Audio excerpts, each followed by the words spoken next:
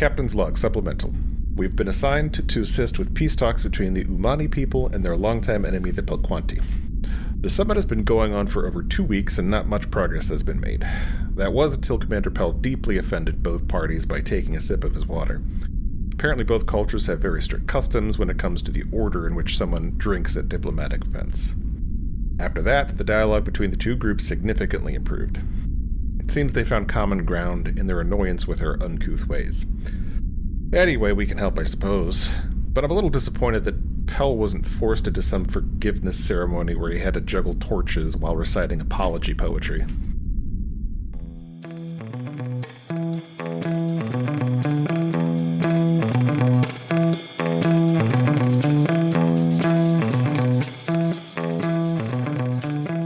Welcome back to another episode of Captain's Log Supplemental. My name's Rob, and as per usual, I'm joined by my friends and co-hosts, Stanford. Hi! And Chris. Hey there. As well as our friend and producer, Mariah. Hi there. Captain's Log Supplemental is a Star Trek rewatch podcast. Each week, we cover another episode of Star Trek, marching ahead in chronological order by stardate. We'd appreciate you taking the time to rate and review us on your podcast supplier of choice. Those ratings go a long way to helping us reach other Star Trek fans. So, how's everybody doing this week? Doing all right. You're no fun because, like, I'm guessing you don't want me to put in the part where you fucked up, and I just had to put in the part where you got it right. Yeah, absolutely. That's what you're here to do, right? Oh man, Editing magic. Yeah, it's the magic of post. Did you start playing that Star Trek game, Chris? I don't want to talk about it because I want to save it. I want to do a review for a Potpourri segment. Oh, I smart. was like, shit, that's some good banter right there. Well, fuck. Yeah, I thought about making it banter, but then I'm like, no, I'll save it for my next Potpourri. Well, speaking of Star Trek games, I downloaded the Lower Decks mobile game. There's a mobile game? Yeah, it's like an incremental game. I was trying to get Stanford to try it out with me, but he's not interested. When you say incremental game, what do you mean? So like Cookie Clicker or okay. Yeah. I don't do mobile games. Don't do like mobile games. like the things on my phone are addictive enough. I don't need a game as well because I've already got like the social medias and. I'll go through fits and spurts with mobile games. You know, I'll play one for a while and then not play any for like 6 months, and just depends on what I got going on. And they're all just avenues for advertising, so. Or just money sinks. Yeah. Or both. Yeah. Well, I'm not going to spend money on the Lower Decks mobile game. We're going to hear next week that Stanford has turned into an absolute whale for Star Trek Lower Decks. It's like I put $20,000 into it so I can get my Cerritos an extra hanger.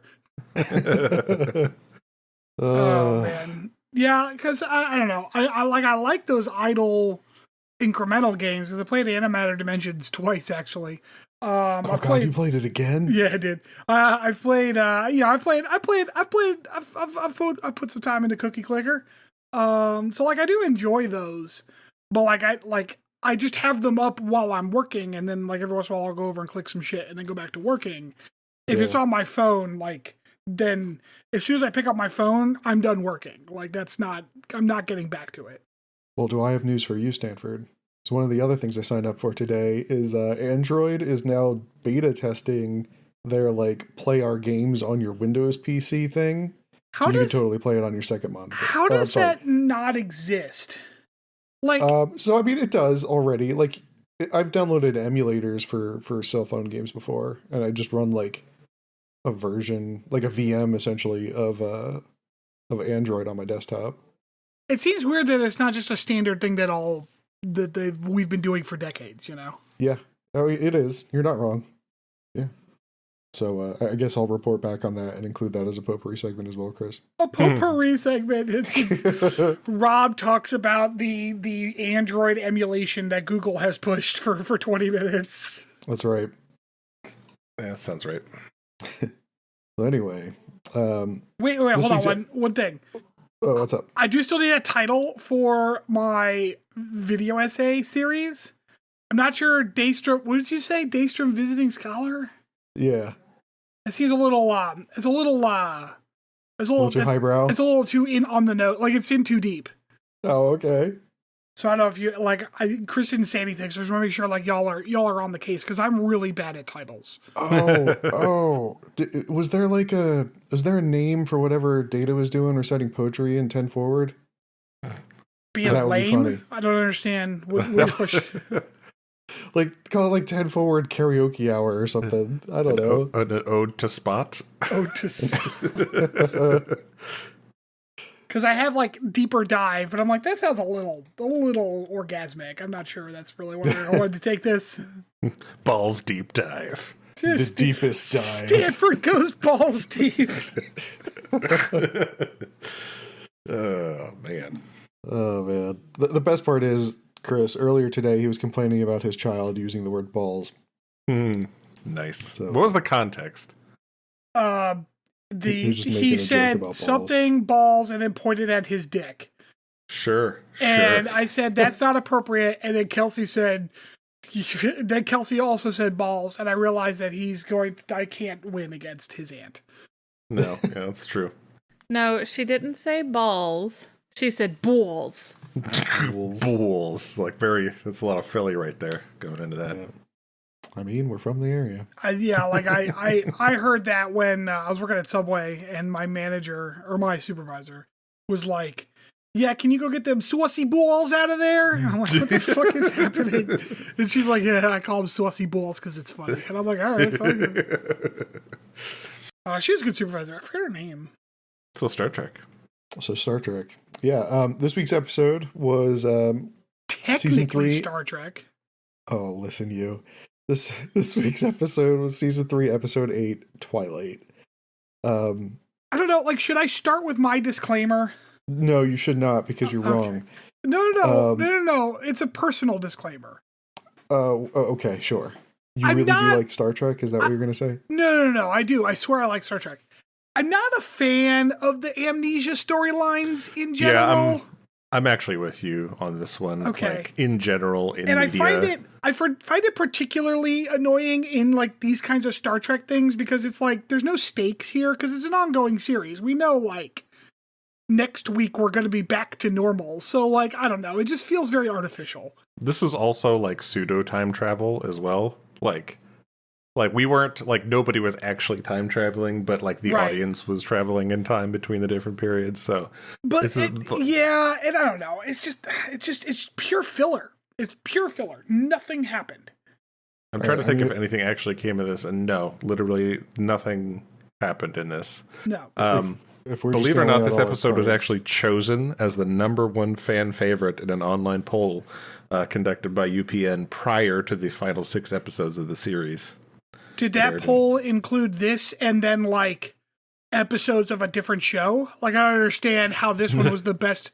Like I know I'm not a fan of this show, but like, and I know I wasn't a fan of this episode, but this episode is like definably not as good as several other episodes. This is my favorite episode since Carbon Creek. God damn it.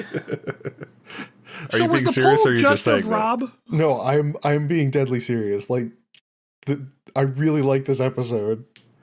I honestly, like, it was fine for me, but I do, like I said, I do tend to agree with Stanford on the I don't generally like amnesia storylines. Because it's I don't want to say it's lazy. It's a waste of our time. Yeah, anyway, let's get into it. All right, so yeah, anyways, Rob, go ahead and tell us your fucking great ass opinion of this. All right. So yeah, this episode opens up with Enterprise coming under fire, waking up Archer. He's sleepy. He's sleepy. He's a sleepy boy. Sleepy little Archer. Hayes greets him at the door to his quarters, telling him that he has orders to keep him there from the captain. So clearly something is going horribly wrong for Archer. T'Pol gets a uniform. Yay! Yep. Yeah, we see T'Pol in uniform as Archer storms into the bridge wearing absolutely nothing but a towel for some reason. No, he's got like pajamas. He's got like a shirt. No, he definitely had pants. No, he was shirtless. He's shirtless, but he had pants. I mean, he had his hair shirt on. But... He definitely had pants on. It was definitely pants. I'm pretty sure he was holding a towel. I feel like somebody should go look that up. I'll go look it up since we already know what I think of this episode anyways. So yeah, This is just further proof to me that T'Pol should have definitely been giving a Starfleet uniform. Yes, but she looks incredible in it. I don't understand why she wasn't given a fucking uniform from day one. I have to think it was just some dude on the show saying like, hey, don't forget Spock was the first Vulcan in Starfleet.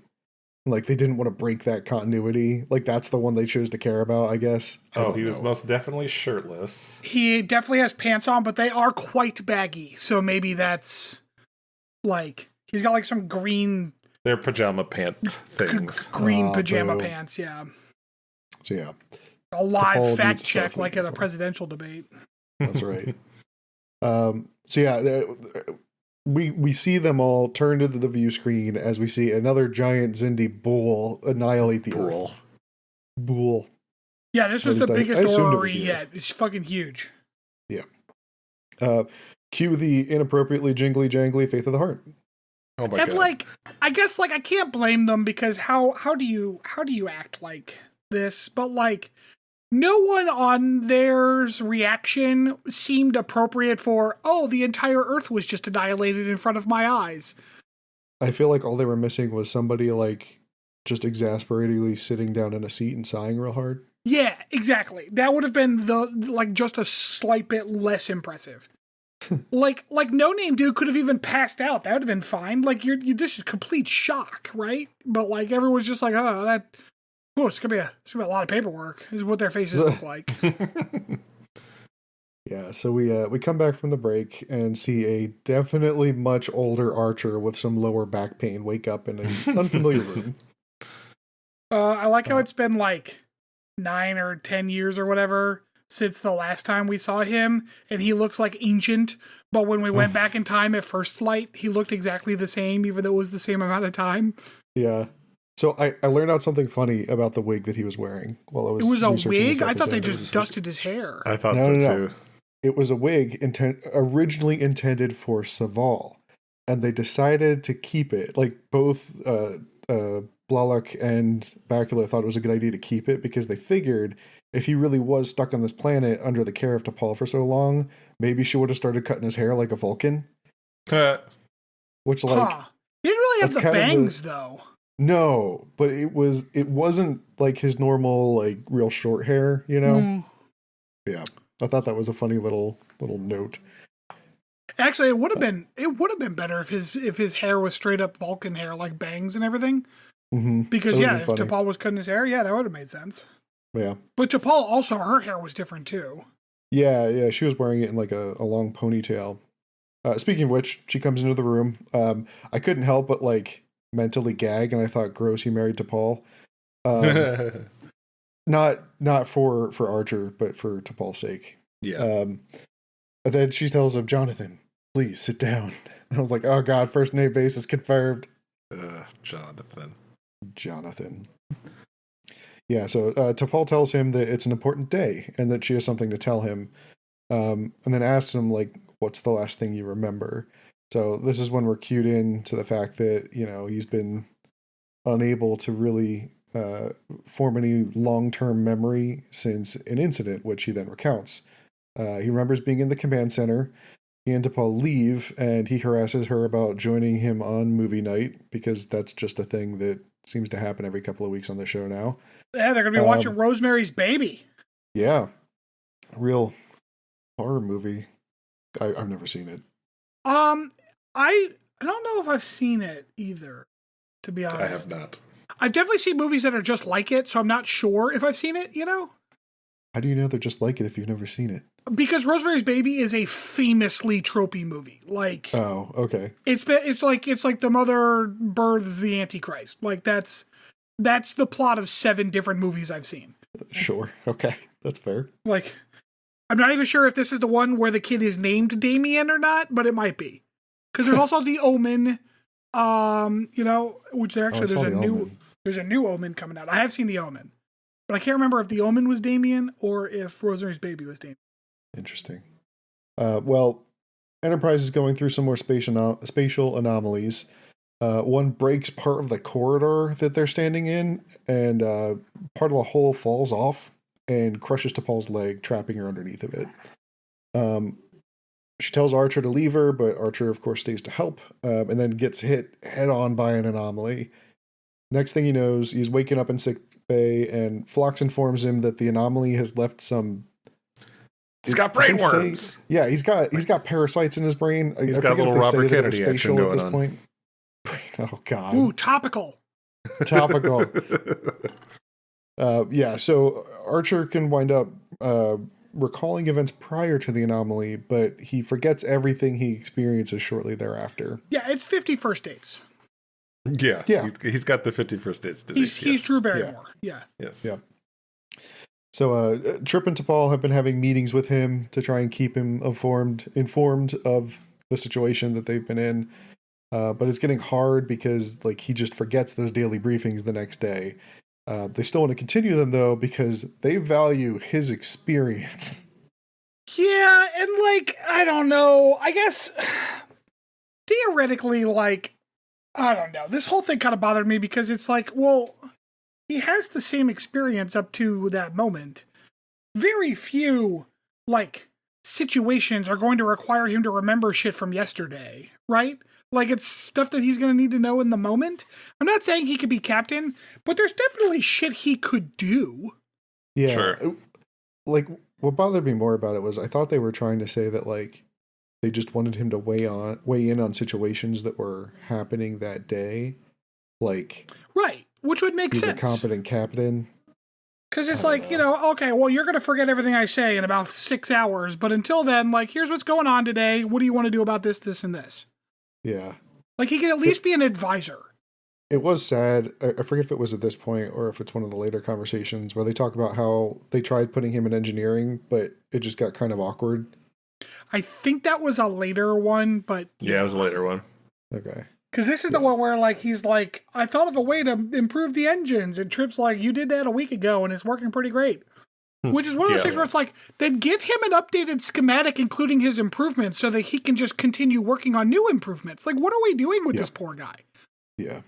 And then, of course, Archer's a complete dick about it, because, T'Pol's thank you for saving me, and he's well, there's not much use in thanking me, because I'm not going to remember. It's Jesus Christ, man. Yes, he was definitely in full sorry for himself mode there. Yeah. Sad Archer, sad. And I know that his life is difficult, and believe me, as a person in a wheelchair, I am fully qualified to say this. Their lives are also difficult because of this, so he needs to have a little fucking empathy. Because, he's not mentally impaired. He understands what's happening. So, take a fucking moment, Archer. Jesus Christ. Yeah, he's fully capable of understanding the situation. The problem is you just have to explain it to him again the next day. You can't, write a briefing for him? Just, make a recording. Give him something to read through, in the morning. Day. He wakes up. Yeah. There's a little recording that's hey, Captain, here's what's going on. You're not going to believe me. Here are the answers to your next 6 questions. Here's, a little tablet that explains everything that's been going on for the last week. Get yourself up to speed and see what you want to do. Like that dude from Stormlight Archives. He had to take the intelligence test every day. Not the Merovingian, but something like that. Yeah. Televangian, something like that. He was playing. Yeah. Yeah. Yeah. So anyway, Admiral Forrest called and gave T'Pol a field commission and relieved Archer from duty. So hence why T'Pol is now acting captain. A field commission all the way to captain.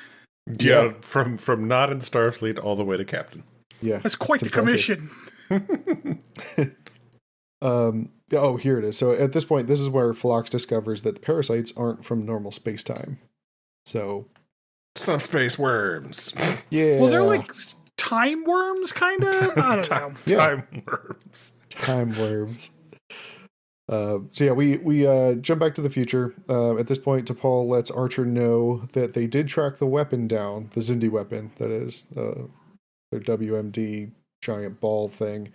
But the Xindi knew that they were getting close and sent a reptilian fleet to intercept them.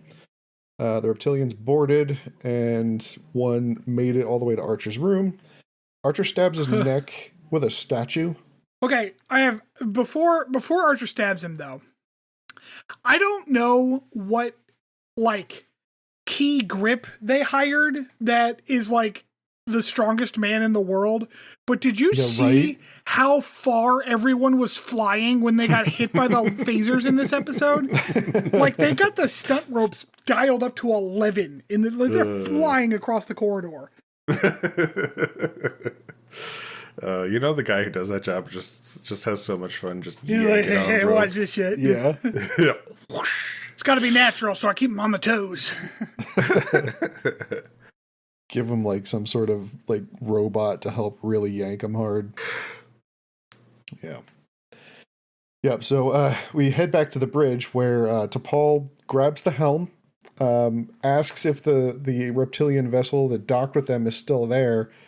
Gets told yes, so she just uses it as a battering ram and then smashes it into the other reptilian vessel that's attacking them. Offensive docking clamps.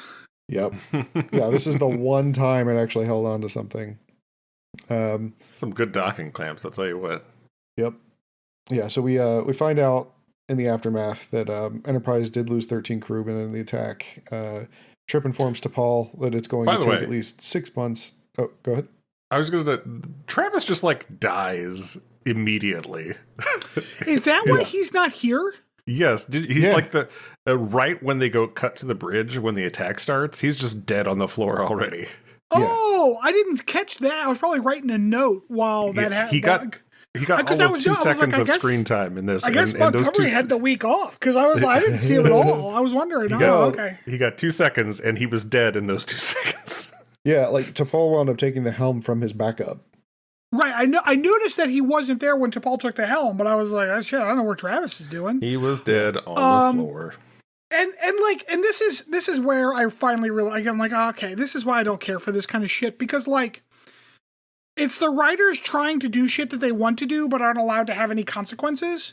Right. Because like, the Enterprise got kind of fucked up and we lost like 24 crew members and shit. That's interesting drama, especially in an ongoing like conflict season.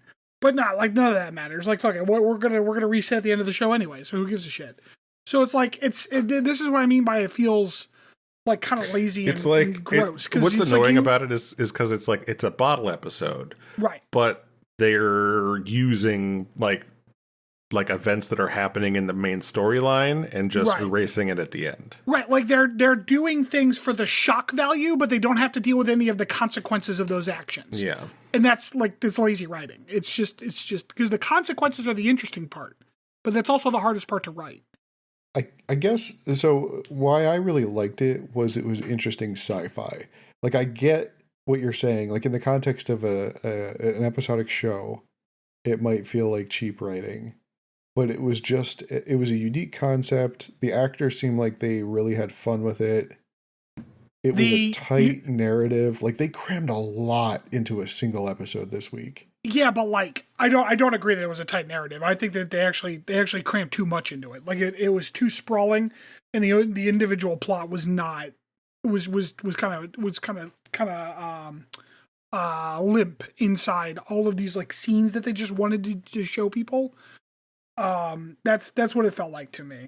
And like, I don't know if guy has amnesia. Like, we've been doing that for fucking decades, right? Yeah. Yeah, like that. Like I said, I'm with you on that part. I probably lean more towards Rob for what they were doing. I think they wrote it fine. It's just the general plot line of what they were doing, which I'm just like, okay. So something interesting about this, another thing I was reading, I was going to mention this later, but good enough time to bring it up as any. This was apparently a script idea that was originally designed for Voyager, but they had shelved it, and then they decided to bring it back for Enterprise. I would have hated it for Voyager too, and Voyager does this kind of thing a couple of times, and I don't like those episodes at all. Yeah, I hate it when they do something fucking crazy just so that they can like do something crazy and then ignore the consequences. It's the only bad part about Year of Hell, to be honest.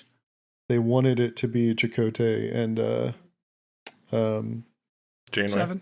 Janeway, yep. Okay. I'm just finding where I am in my notes again. So Trip informs T'Pol that it will take 6 months to complete repairs.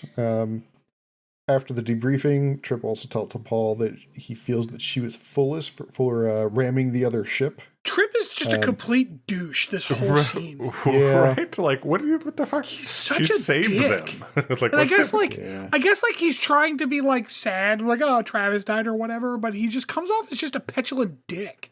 Yeah. It's very unlike Trip. Mhm. Yeah. She responds by telling him that he should call Admiral Forrest if he has a problem with her leadership. I want Archer back. Wah! Yeah. Yeah, and which is real fucking rich to be like, by the way, you suck so bad that if our other captain hadn't saved your life, we would be better right now. So fuck you. Mm-hmm. It's like, damn, Trip, shit. He also was like, yeah, blow them prisoners out the airlock. Yeah. Right? Yeah. He really doesn't like the Xindi. So we cut back to future T'Pol, where she's telling Archer that the Xindi Death Star had apparently already been deployed and wound up destroying Earth and a whole bunch of other human outposts, and that less than 6,000 humans remain, Right. in the entire galaxy. And here's the first plot hole that bothered me. Okay. There are 6,000 humans left or less or whatever, right? Uh-huh. Mhm. Nobody would just take them? Not the Vulcans, not the Denobulans, not the fucking Andorians. No one. No one would take 6,000 people. I mean, if you know that any planet they're going to show up on is about to get Death Starred, I feel like it would be hard to find a place that would be willing Bullshit. to take you. Bullshit. Because we know for a fact that the Xindi are only barely more technologically capable than the Enterprise. The Vulcans are head and shoulders above that. Like, I understand the Vulcans can't go into the Expanse. That's fine. They can't go on the offensive. But there's no fucking way that the Xindi pose any credible threat to the Vulcans. But I don't know, man. We're humans. We got to have our own place. And plus the Andorians, man, they could fuck the shit out some Xindi. Well, the Andorians wind up helping later. Yeah, they We give gotta them call out the shields. But it's one of those General things where it's like, oh, thanks for your shields. How about a fucking house? Yeah. It's too cold. It's very icy. Like, at least put them in a system that has other people in it, you know? Like, I understand maybe you don't want them on Vulcan because of this supposed risk, but put them in, like, a Vulcan colony. Stick them on a moon. I don't know.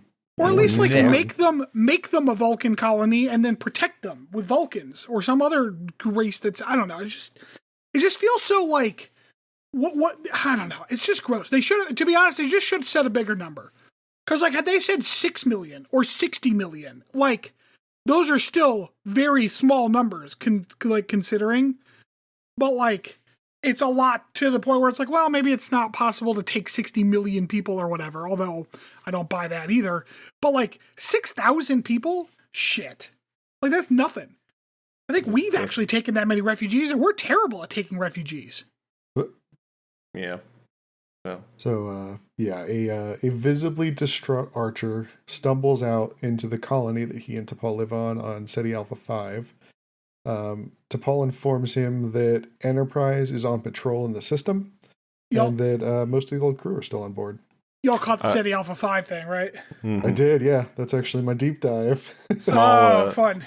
Small trivia note here. Apparently, there was supposed to be a scene with an aged Porthos, but I saw that. It didn't make it to the final cut. 12 That's so sad. years later, oh, that fucking dog would have been so sad looking.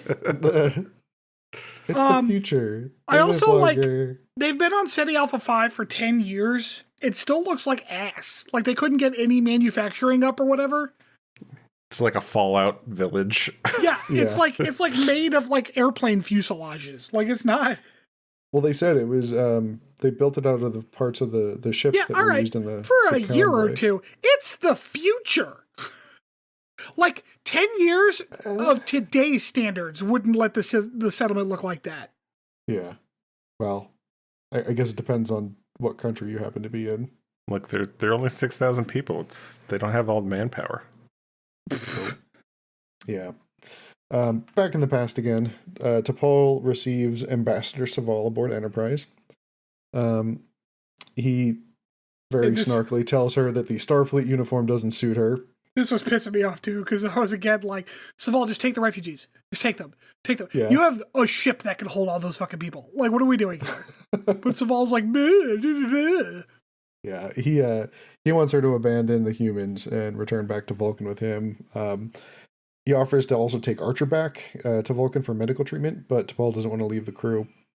They arrive at the future colony again. There's Trip. you missed one kind of key thing here, that there is an implication between Saval and T'Pol that like T'Pol has caught feelings for Archer. Oh yes. Right. Which I had this issue in 50 First Dates too. Like, the consent there seems kind of dicey. I'm not a fan of falling in love with someone that can't make long-term memories, because it just doesn't feel good. It feels real bad. I mean, in their defense, at least they didn't, make her wake up pregnant on a boat. Sure. So. and to the credit of these writers, like, it doesn't look like T'Pol actually acted upon those feelings. Right. So I was worried that was kind of the implication, was that they were like married now or whatever, but it was clear later that like she never actually like decided to pursue that romance. But again, like, I don't know, romance with amnesia patients feels gross. Yeah. It's certainly like, I mean, they are making decisions at the time, but also it's like, I don't like, you could just be some rando. Like, check out all this stuff we did together. But it's one of those things where it's like, you can't have informed consent if you can't remember what the person you're living with did to you yesterday. Yeah. Like, I'm not saying T'Pol is abusing him, but I am saying that he doesn't know that she didn't. And that makes consent kind of not impossible. Yeah. It's one of those things where it's like, just like how children can't consent because they do not understand. A person who cannot make memories past 3 hours cannot understand what is happening to them. Yeah. Speaking of which, in the very next scene, T'Pol winds up retelling Archer the story of Margaret Mullen to Archer about how he proposed to her back in San Francisco and she refused because she didn't want to become another Starfleet widow. Like, this was all in a bid to like convince Archer that she wasn't just making this story up, that he was in fact, just not remembering things from day to day. This is also when T'Pol informs him because she knows about this relationship, because his relationship with T'Pol has also evolved over the years. So, hinting at the fact that there might be more there, but again, she did not wind up. Yeah, Archer like asks her, and she doesn't like say anything. She just kind of leaves it open.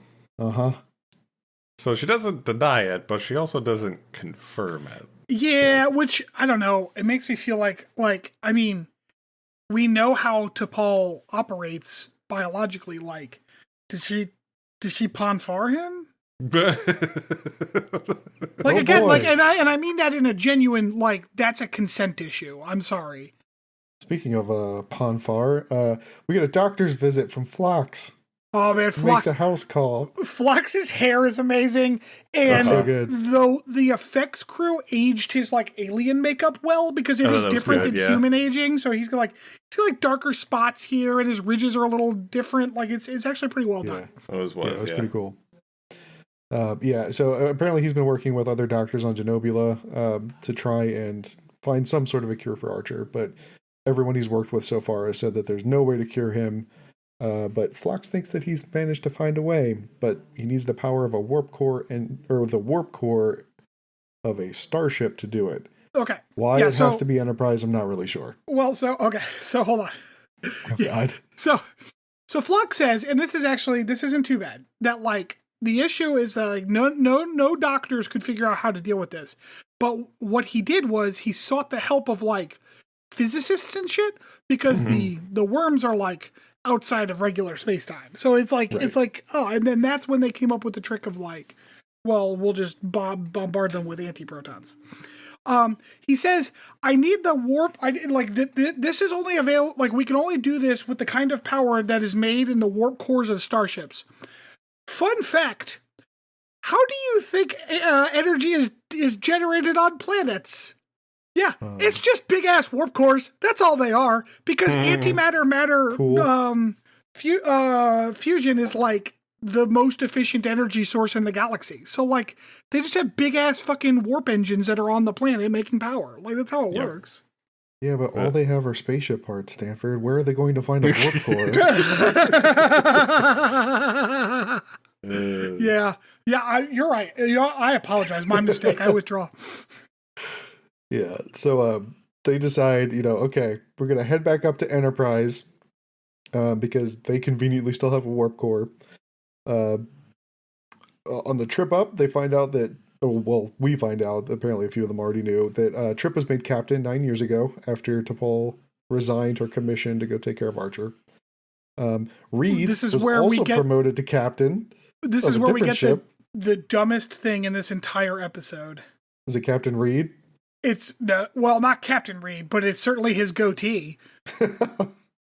He looks fucking awful. Hey, fun fact on this. Apparently the computer monitors aboard the alternate timeline Enterprise at this point have a red, yellow, and green color scheme, rather than red, yellow, and blue, which apparently is similar to the computer panels used during the 23rd century as seen in Star Trek, the motion picture. Oh, that's fun. All right, you fucking nerd. But yeah, no, Reed looks like the evil universe version of himself. He does. Yeah, because he's got a fucking goatee. And the goatee is clearly fake because it doesn't look like it is attached to his face in any kind of way. It just looks like scrounged up like wool that has just been kind of glued to him. It doesn't even look real. What would evil twin Reed be like? Just more British? Or French. French.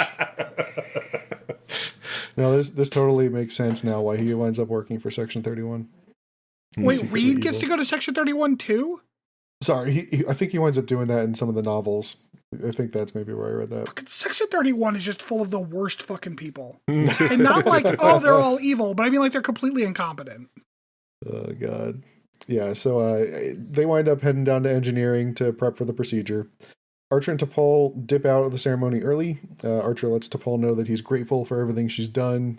He was just, he needs a minute. Apparently it's awkward when you can't remember everybody, but you still remember everybody. It's been a whole thing. So while Archer's undergoing Phlox's procedure, the bridge notices a potential ship signature in close orbit around the system's sun and moves to investigate it. Why right now? Why right now? And they have other ships. Like, you're doing something important down an engineering trip. Do you think you can just give them a minute? No. The plot must move on. So they do confirm it is another ship and try to reach them over comms. Ship just books it. Like, they try to skedaddle. They fail to skedaddle because they get their nacelles blown off.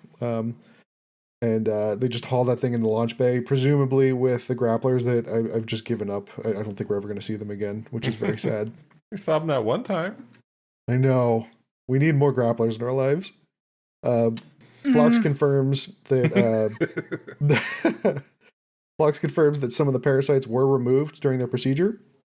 Then asks T'Pol if she's told Archer how she feels about the relationship yet. Now, so, I know that I always say that Archer being intimidating is the least intimidating thing a man could be. Turns out, intimidating Tucker is a scary fucking scene. That man can be scary. Oh my God. Yeah. Yeah, we get a very intense scene of Trip and Reed interrogating the alien that they found aboard that fleeing ship. The alien insists that they're just a trader and doesn't have any goods on board. Trader. Trader. Not to be confused with traitors from last episode. Because they jettison them like a smuggler after being fired upon. They admit, finally, after Trip threatens to slice their ship apart, that they were actually following Phlox for an anonymous client. So Trip goes to check in on Phlox and T'Pol. The two of them fill him in on their new findings. Looks like the parasites are disappearing not only from the current scans that Phlox took post-procedure, but also the decades-old scans. So this is where you realize, like, oh, we can cure him now, and it cures him in the past. So I have a bingo question. Okay. Does this count? Didn't we have a bingo? Yeah. Does this count as a Vulcan admitting the possibility of time travel? Ooh. Because, like, it's not actually time travel per se, but she's definitely admitting, because it was her idea, that they can change the past. I vote yes. All right. I would say yeah. Rob, it's your episode. You get to decide. Yeah, I say yes. It counts. We're counting it. Sweet. When I was watching it, I'm like, oh shit, is she going to admit that time travel is possible? But and again, she didn't quite say that, but like it's definitely in the same spirit as time travel. Yeah, for sure. So yeah, it looks like some of the parasites are disappearing from, not only current scans, but past scans as well. Engineering, however, stopped them from continuing the procedure once they realized that might have to engage with the Xindi. So the two of them wind up pleading with Trip to let them continue because, T'Pol, hints as much that, they might be able to fix the past, not just the present. But Trip refuses and, cue the phone call from Hoshi letting him know that, we got 6 Xindi ships entering the system behind us. So we actually get what I thought was a very well animated CG space battle scene between the human and Xindi fleets. Yeah, there was a lot of quality CG in this one. Yeah, a couple of cool human ships. Yeah. 2 more ships show up to help support the Enterprise. One of which turns out was the Intrepid that Reed was supposed to be captaining soon. Gets one of its nacelles blasted right off. Yeah, I like how she's like, they said they lost their port nacelle, and like that seems like a bit of an understatement when the port nacelle was like clearly sawed off by a phaser, like it is no longer attached to the ship. It's like apparently away into space. Interestingly, apparently the effect shot of the Intrepid losing its nacelle was not originally scripted. Originally, a line of dialogue was meant to deliver the information, but the effect was deemed to carry a greater impact to the audience, so it was included in the final edit of. It was pretty good. Like I like the effect. Yeah, I appreciate that. That was a good decision. The worst effect in this like general sequence is coming up though when the bridge gets sliced in half. Oh my god! Yeah, they focused too heavily on it, so it looked kind of stupid. Yeah. The Xindi blow the hole right off of the bridge and I like how they're like, let's just murder all of the bridge crew. I like how because they they didn't just like shoot into the bridge to like shoot everybody there. They like used several beams to like slice the bridge off so that like everybody would it would just lift off and die. Yeah. And my note here is like, oh Jesus, rip the bridge, I guess. Fuck. Side note, the Xindi are super genocidal, man. Jesus. Yeah, they are. Yeah, they really want all humans dead. Yeah, like every single one. Like they coming back from 6,000 to like you can stop. Yeah. So they blow off the bridge, and then we see a couple reptilians just beam aboard Enterprise as a boarding party. As like T'Pol, Phlox, and Archer head back down to engineering to try and find a way to continue the procedure. Turns out that the capsule was destroyed, so that's right out. So instead, Archer comes up with the bright idea of, Phlox, what did you say before? We could just, basically do the same thing by blowing up some space-time. So they just decide we're going to blow up some plasma injectors to make a subspace explosion. Turns out that Phlox has really good aim in a firefight. They should be giving him phasers all along. He actually managed to shoot a Xindi, but also gets shot in the process by the Xindi's friend. Fortunately, the Xindi are advancing at what I have deemed dramatic pace because they're like creeping along. Yeah, it's like Michael Myers. T'Pol helps Archer get set with the injectors, but also gets shot by another reptilian Xindi. So Phlox shoots a Xindi, gets shot once with the Xindi thing, passes out, stunned, or dies. I'm not sure how the Xindi things work. Great. Well, he fell. Yeah, well, he got shot and fell. Okay, fine. Yeah. T'Pol gets shot. She immediately falls. Stunned, unconscious, whatever. Archer, though. That motherfucker takes, 4 shots to go down? Fucking Boromir here is still hitting buttons after he's been shot twice. You can't outdo Captain Doer. He's going to keep getting things done. He's going to do until he can't do no more. Yep. Yeah, so he takes a couple of shots, one of which is just right in the back, but manages to finish overloading the injectors. Would you say it was a back shot? Gross, but yeah. Oh, is this not a term I'm familiar with?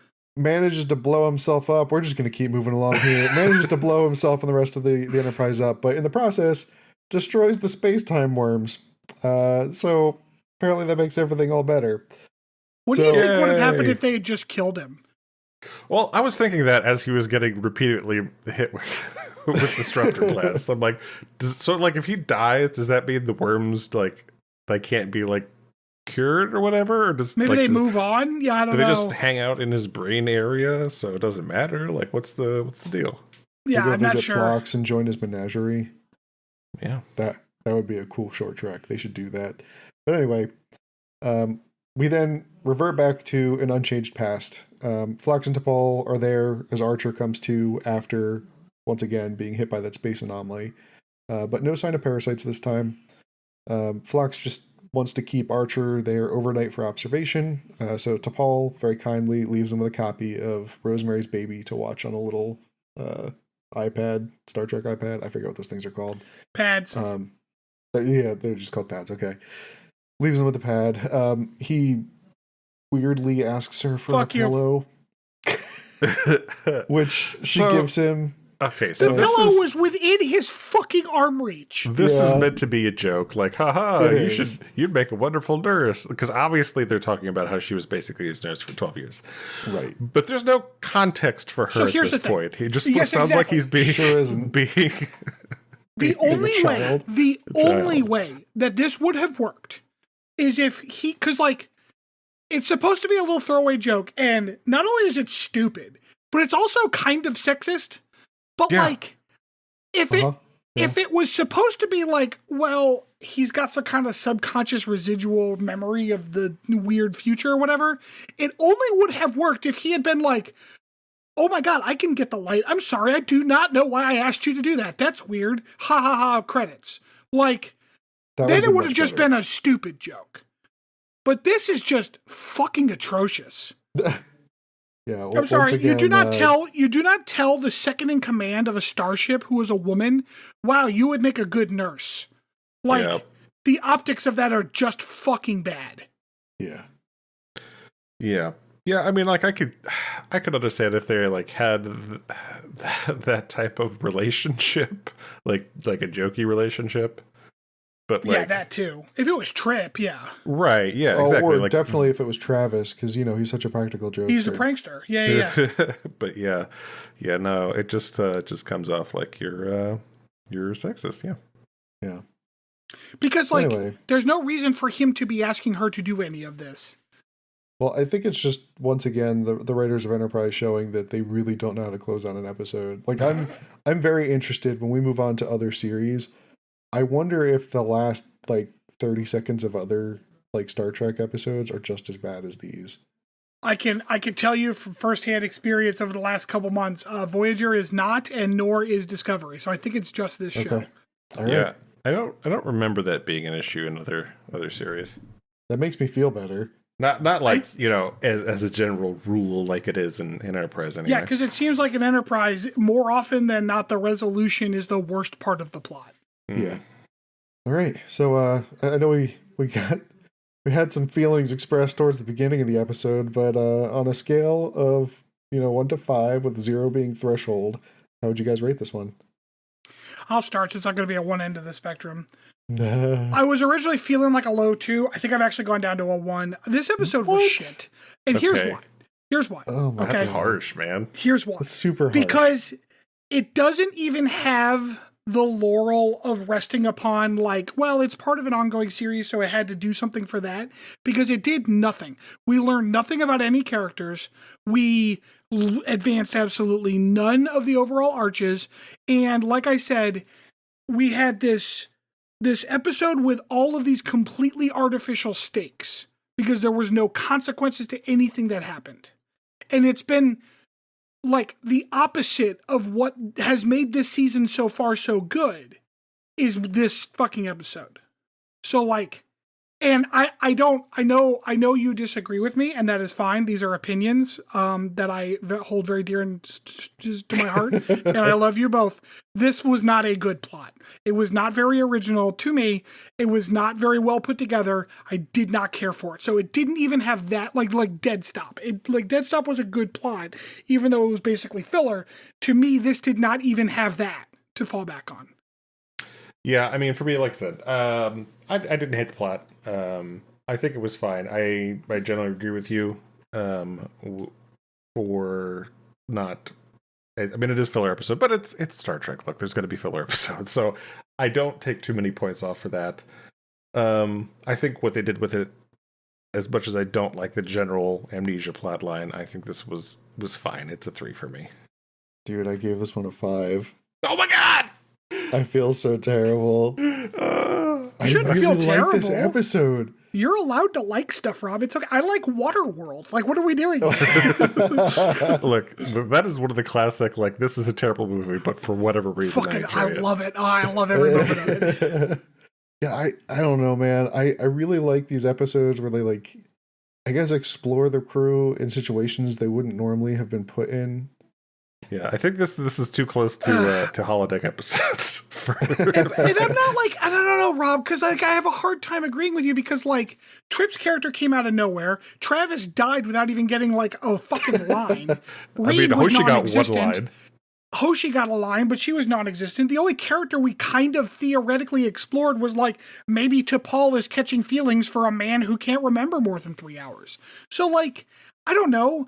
Did we learn anything about the characters? Like, did we even get to see the characters interact with one another? Because I don't feel like we really did. Listen, the important thing is that Phlox and T'Pol carried this episode, and they're the 2 best characters on the show. Phlox was in this episode for like 10 minutes tops. There was cool CG too. Don't forget that. Yeah. Hey, you rate it a 5 if you want to. Awesome buddy. intro song. I'm rating this one a 5. Oh, fucking hell. This is a 5-star episode. Oh my gosh! All right. All right, yeah, that's a full spread. We haven't had that yet. No. Yeah, we're gonna take a little break here, and we'll be back for this week's deep dive. Dude, I was so excited. Like, I really love this episode. And then we show up over at the Stanfords for dinner, right? And Stanford's like, "So what do you think about this episode this week, huh?" It was garbage. And I was like, "No." I believe what I said was, "God, we gotta do that fucking episode tonight." Oh my gosh. Yeah, I mean, I think I try to remember how I'm feeling when I'm watching the episode. Am I generally enjoying it, or is it making me mad? And that is genuinely how I do as well. Yeah. For like my starter, and then like as I analyze it, because that's what we are doing here, then I'll like adjust. Mm-hmm. Because sometimes I go up, sometimes I go down after the analysis. But Jesus, like, man. I did not enjoy a minute of this fucking episode. I really, really didn't. This was the closest I've come to like, don't get me wrong, it was not edge of your seat viewing, but this is like the closest that I got to that, like in the entire history of Enterprise that we've seen so far. I don't know how you think this is better than Impulse, or even as good as Impulse. Yes. All right. Fair enough.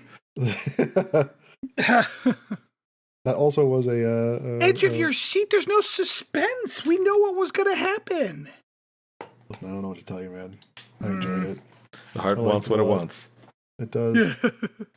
Apparently it wants Phlox with longer hair. Yeah. What can I say? Well, that's sexy. fair. I mean, I'm not going to... Spots.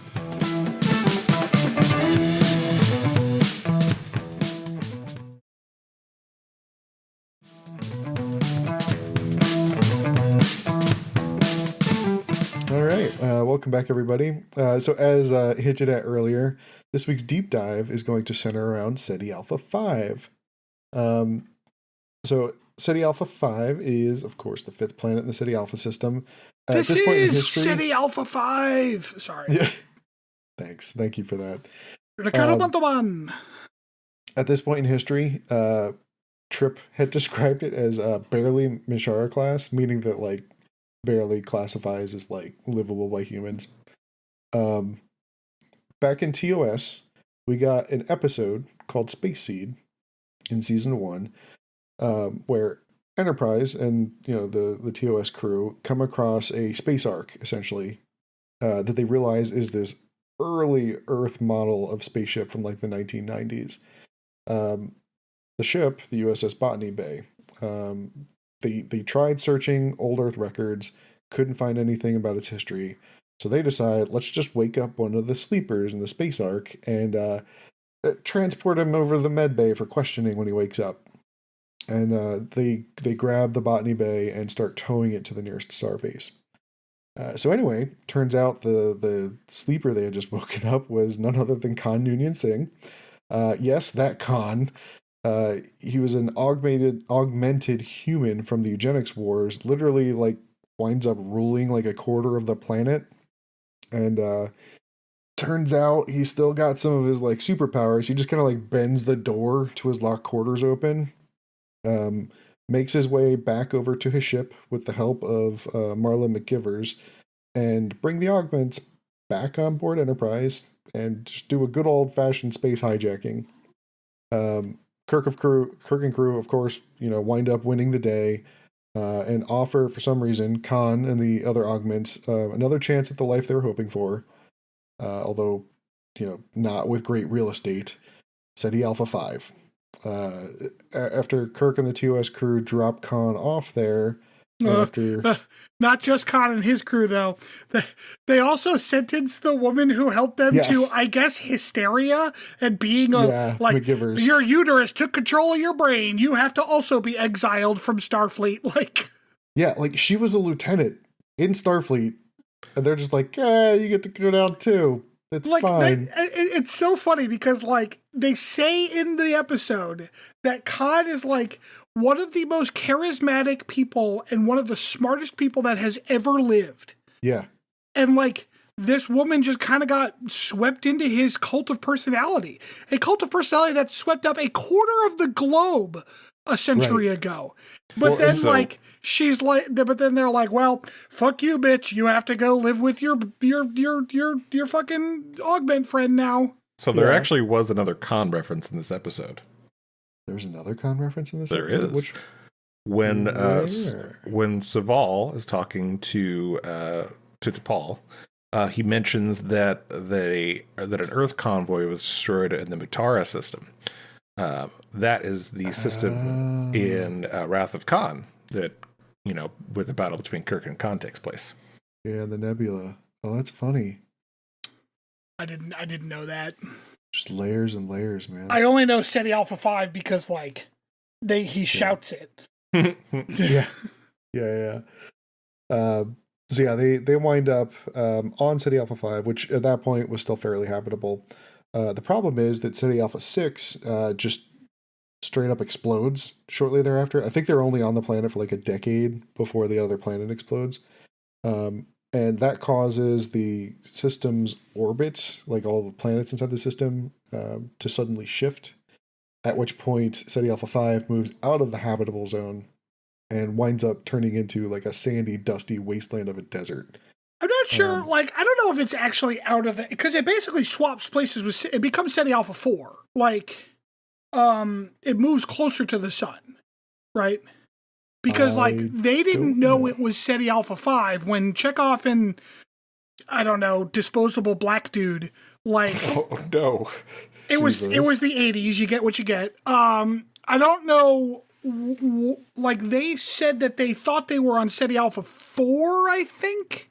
Was it 4 or 6? If 6 exploded, it had to be 4, right? Oh, that's fair. Yeah. They wouldn't have thought, yeah. So I guess it moved closer to the sun, so it got hot. It was barely habitable, I guess, because they were living there, and there was creatures there, specifically the Seti Alpha worm things. Yeah, so the only indigenous species known to survive the calamity was the infamous Seti eel, that weird little earwig thing that Khan discovered could be used to turn humans into sleeper agents. Basically, you just stick one of those things up in somebody's brain, and it makes them extremely susceptible to new ideas. It's kind of like quick brainwashing, I guess. Thus kicking off the events of Star Trek II: The Wrath of Khan. I don't know. I thought that Yeah. them using this as the colony in this episode was a very cool callback to like. It was certainly interesting. Yeah. I do appreciate that the Seti Alpha eels, they have like a natural instinct through billions of years of evolution that they don't kill main characters. Absolutely. So like that worked out pretty well. Well, it's all the plot armor they have on. It's hard to burrow through. Right, Do you remember- right. And it doesn't taste good. Yeah. Do you remember how that happens? Which one? Why the eel just like straight up abandons Chekhov. So the other guy he was with, his former captain, he winds up committing suicide because he won't kill Kirk. Yeah. right, he refused to. And apparently that just caused like a bunch of psychic damage to the eel's friend, and Chekhov faints and the eel just like crawls out. That's the explanation for that? Yeah. Yep. Interesting. I thought that Chekhov was also refusing and his eel was like, well, fuck this shit, and just got out. Nope. Huh. I mean, it might as well have been because they didn't really do a good job. Yeah, there was no dialogue it, that but explained that. It's just what I saw, yeah. Yeah. Yeah, I don't know. I thought this was a pretty cool callback. It was neat that they turned it into the colony they wind up on. I like Trip's shot at the planet, saying that they wish they'd found somewhere with a little more blue and green. I don't know. It was a cool little Easter egg in there. Yeah, I don't remember from Space Seed whether or not Seti Alpha 5 was barely habitable. It was habitable. Just like what they call it, like savage or something. I don't remember. It seems it was habitable. I don't remember 100% the like the reasoning in that episode, but it does seem weird to exile like them to a planet, right? Yeah, you would think that, like, I mean, given what we see with Una Chin Riley in Strange New Worlds, like, I'm surprised that, I don't know, they didn't want to prosecute these guys. Maybe it was because they were outside of Federation space. I don't know. But anywho, that's a deep dive for the week. We're going to take another little break here, and we'll be back for a Potpourri.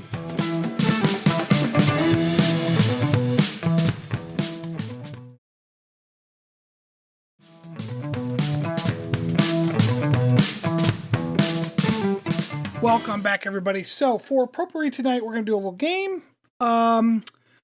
So we have done a time travel trivia game before. Chris, you ran that where it was like time travel movie adjacent. Uh-huh.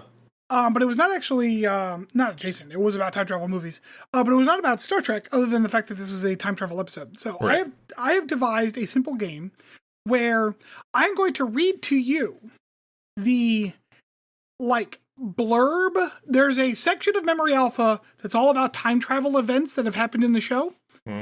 So I'm going to read you a blurb where I have substituted the names for like Gilligan's Island names. Oh, jeez.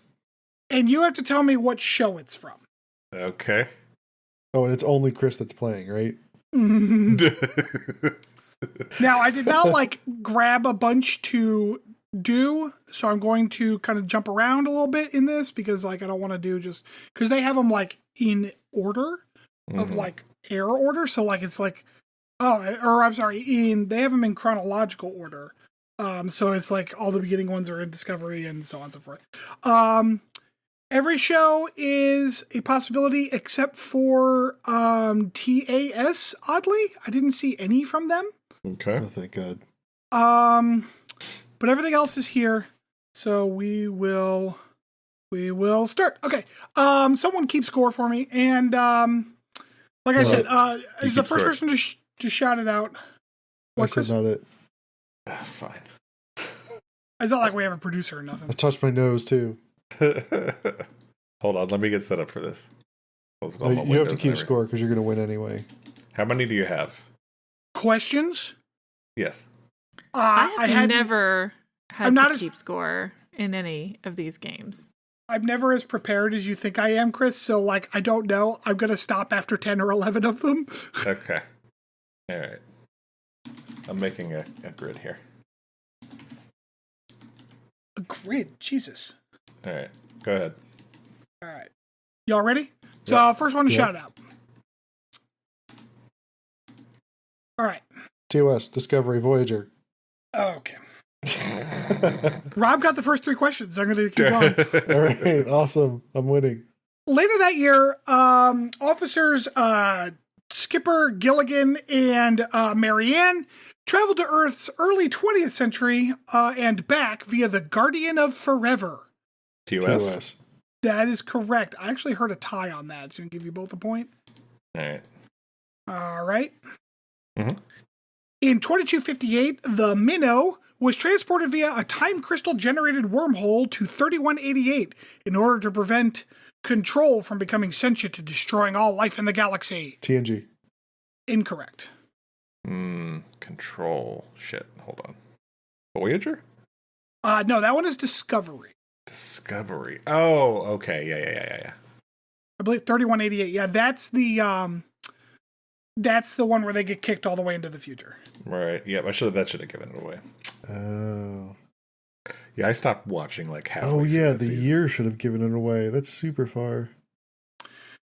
Okay, also in 2373, I'm just reading these paragraphs, so like those little segues may not mean anything to you.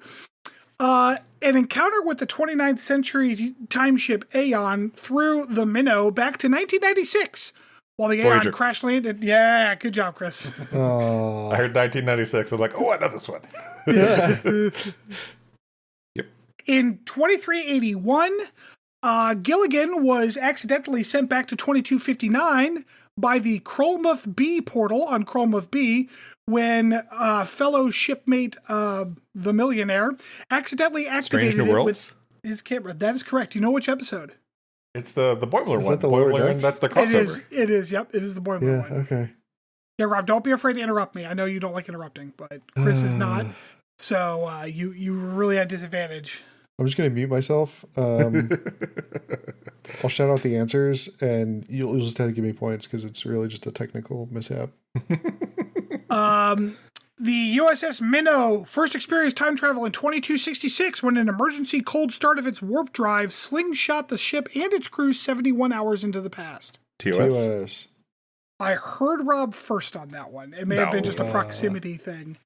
Yeah, we'll call that a tie. We both get it. He's not in Montana anymore. Twice, Q took the skipper back in time. The first time, fuck it, it's a tie again. Yeah, Q. Anytime Q. I know Q was both in DS9 and Voyager too, but Yeah, he was. Although, wasn't he only in DS9 for like a hot minute? Because Cisco was like, I'm not fucking dealing with you. pretty sure. Yeah, like I think it was one episode. While on a trip to Earth to take Ginger to Starfleet Academy. TNG. DS9. It was DS9, Rob. Yeah, this is Little Green Men. It is, yes. Good job. Oh wow, good job. I was Nicely thinking done, Wesley. I'm like, shit. did they go do some time traveling there? No. Because it's Quark and the kid's uncle. They're taking Oh, him to Nog. Starfleet. Yeah. Quinn took the USS Minnow back in time to the Big Bang to hide from Q. TNG. No, it is not. Is that Voyager? Voyager? It is Voyager, but nobody gets the point on that, Chris. Oh. Yes, the Quinn is the other Q that wants to die. Right. Oh, that's right, yeah. Have you seen that episode, Rob? I have seen snippets of it while researching other stuff for the podcast. Oh, okay. I In wind up 23 watching a lot of clips on YouTube Sure. to get Voyager context. Yeah. In 2373, the USS Minnow, commanded by Skipper, traveled back in time to 2268 via the Orb of Time in an attempt by a dude I've never heard to kill a previous skipper and change the timeline.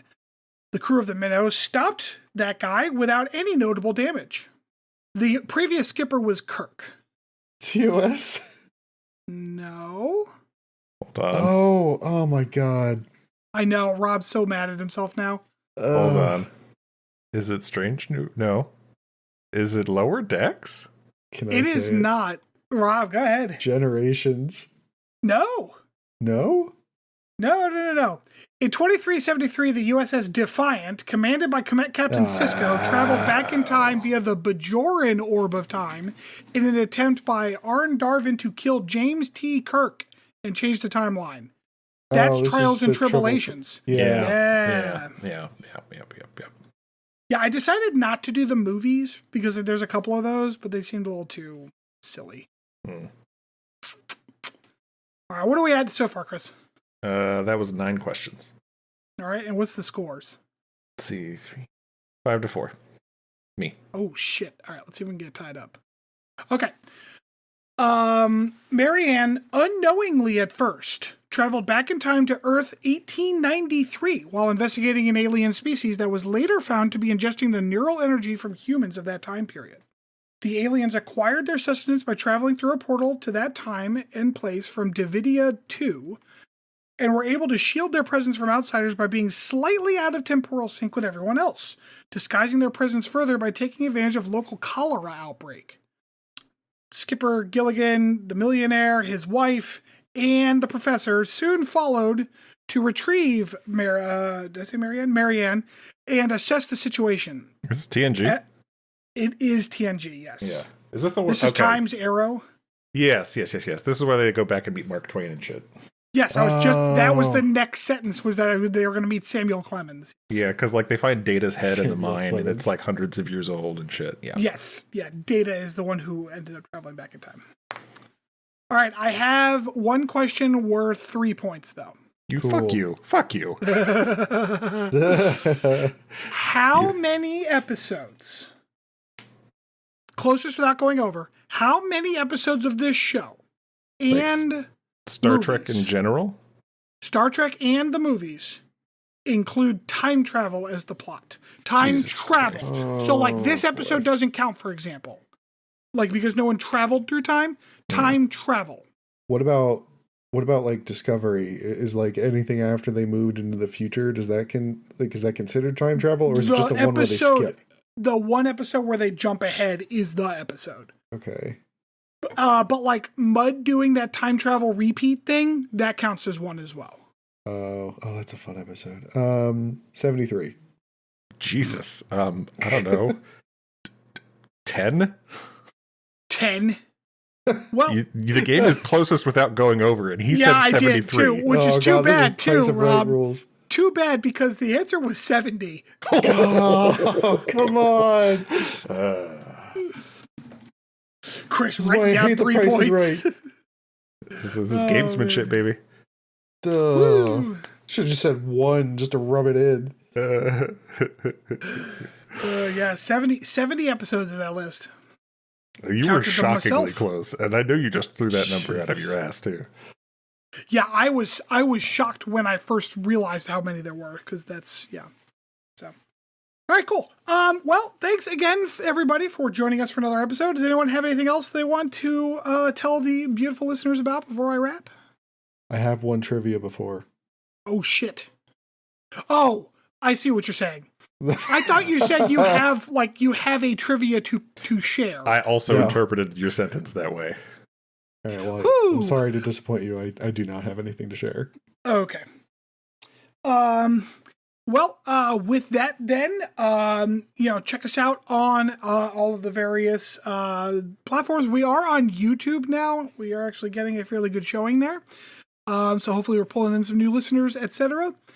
Give us a rate, give us a review on all of the podcast dispensaries. It really does go a long way to helping us find some more listeners. I'm in the process of thinking about maybe starting the Discord up for the public. But I'm also like, do I feel like moderating that? So still a discussion I'm having with myself. Modding online forums is so fun. I don't know what you're talking about. Oh my God, it's great. We're definitely gonna have to have a meme channel. So, anyways, with that, I guess we will catch you all next week. Bye.